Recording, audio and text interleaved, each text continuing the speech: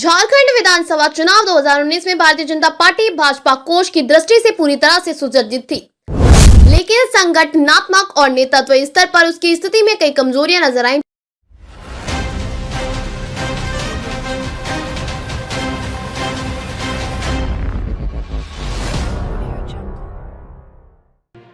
चुनावी रणनीति को लेकर पार्टी के बड़े स्थानीय नेताओं की अपनी अपनी चिंता थी, लेकिन राज्य के आम जन के मुद्दों और समस्याओं से यह ध्यान कहीं न कहीं हटा हुआ था।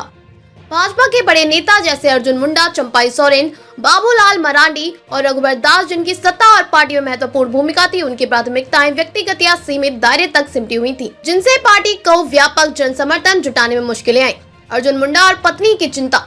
अर्जुन मुंडा झारखंड के पूर्व मुख्यमंत्री और भाजपा के वरिष्ठ नेता एक तरफ राज्य में पार्टी का चेहरा थे, तो दूसरी ओर चुनावी माहौल में उनकी चिंताओं का मुख्य केंद्र उनकी पत्नी की तबीयत और पारिवारिक मुद्दे थे।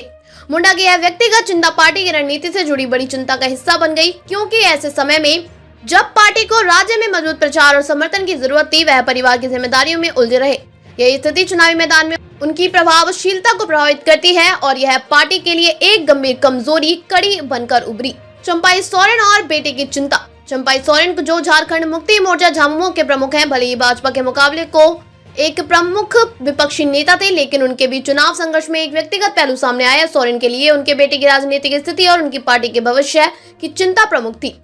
चंपाई सोरेन की यह चिंता इतनी बड़ी हो गई कि उन्होंने राज्य की बड़ी राजनीतिक मुद्दों से ध्यान हटा लिया और परिणाम स्वरूप उनकी राजनीतिक रणनीति और पार्टी की चुनावी जीत पर प्रतिकूल असर पड़ा। राज्य के जन समर्थन को ध्यान में रखते हुए सोरेन को अधिक सतर्क और समग्र दृष्टिकोण अपनाने की आवश्यकता थी, लेकिन वह पारंपरिक मुद्दों से जूझते रहे। बाबूलाल मरांडी और जेवीएम के नेताओं का संकट।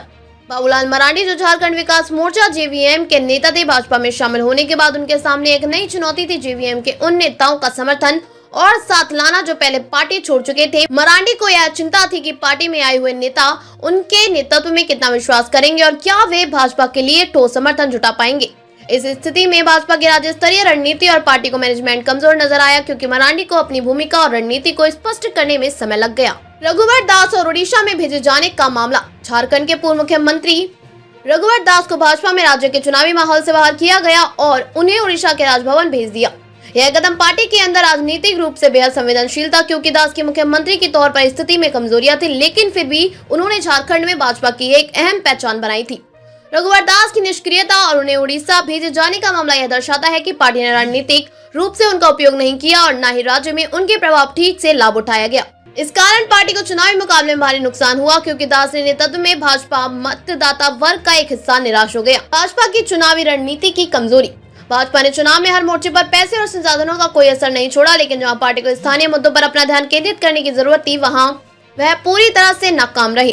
भाजपा के बड़े नेताओं की आपसी राजनीतिक, परिवार समस्याएं और रणनीतिक असमंजस ने पार्टी को एकजुट नहीं रहने दिया। इसके परिणाम स्वरूप पार्टी का ध्यान उन मुद्दों से भटक गया जो चुनाव में विजय के लिए सबसे महत्वपूर्ण थे।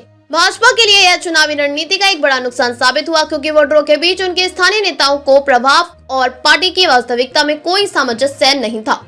झारखंड विधानसभा चुनाव 2019 में भाजपा के पास वित्तीय संसाधन तो थे, लेकिन संगठनात्मक और नेतृत्व संबंधी समस्याएं उनकी राह में अड़चन बन गई। पार्टी के प्रमुख नेताओं की व्यक्तिगत चिंताओं और असमंजस ने चुनावी मैदान में उसकी स्थिति को कमजोर किया।